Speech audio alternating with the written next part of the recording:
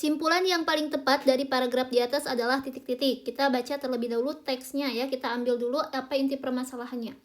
Ketergantungan manusia terhadap teknologi digital telah menciptakan paradoks dalam kehidupan modern. Di satu sisi, kemudahan akses informasi, efisiensi kerja, dan komunikasi instan menjadi bukti kemajuan luar biasa. Namun di sisi lain muncul gejala baru seperti penurunan empati sosial, isolasi emosional, dan menurunnya kemampuan berpikir kritis akibat kebiasaan menerima informasi secara instan tanpa refleksi mendalam. Generasi muda yang tumbuh dalam lingkungan digital seringkali lebih akrab dengan layar daripada interaksi langsung. Jika fenomena ini terus berlanjut tanpa pengendalian, maka kemajuan teknologi justru dapat berbalik arah. Bukan memanusiakan manusia, melainkan menjauhkan manusia dari hakikat kemanusiaannya itu sendiri.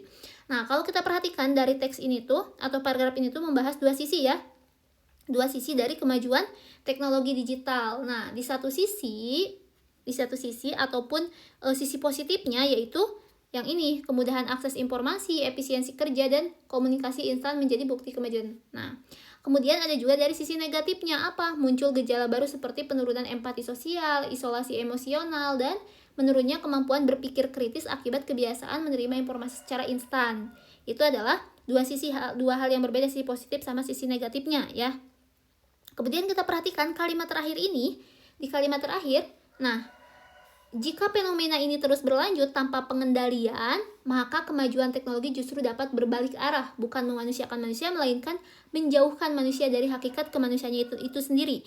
Nah, kalimat terakhir ini menjadi kalimat penegasan utama bahwa kemajuan teknologi itu bisa menjauhkan manusia dari kemanusiaannya itu jika tidak diimbangi dengan pengendalian gitu. Itu ya sebuah inti dari teks tersebut gitu. Kira-kira yang mana nih? Kita coba lihat ya, pilihan yang A. Teknologi digital membawa lebih banyak manfaat daripada kerugian bagi manusia modern. Untuk pilihan yang A ini keliru ya, karena hanya menyoroti sisi positifnya aja ya, salah. Kemudian yang B, generasi muda adalah penyebab utama menurunnya empati sosial di era digital. Ini salah juga ya. Kenapa? Meskipun dalam teks disebutkan generasi muda, tapi kan maksudnya itu teks itu tidak menyalahkan generasi muda sepenuhnya gitu ya, hanya menggambarkan fenomena umum saja. Kemudian yang C, teknologi harus dihentikan agar manusia bisa kembali hidup normal. Ini juga tidak ya, tidak sesuai. Kemudian yang D, komunikasi instan merupakan bukti bahwa manusia semakin tidak membutuhkan interaksi langsung. Untuk pilihan yang D ini hanya mengambil sebagian kecil dari isi paragraf ya, bukan simpulan utuh gitu. Hanya mengambil dari satu kalimat ya, dari satu kalimat yang ada dalam teks gitu. Kemudian yang E, kemajuan teknologi tidak selalu berarti kemajuan bagi nilai-nilai kemanusiaan. Iya, ini bisa ya, bisa masuk. Pilihan yang E ini bisa masuk. Paling tepat, kenapa? Karena menyimpulkan inti gagasan secara seimbang dan juga abstrak ya.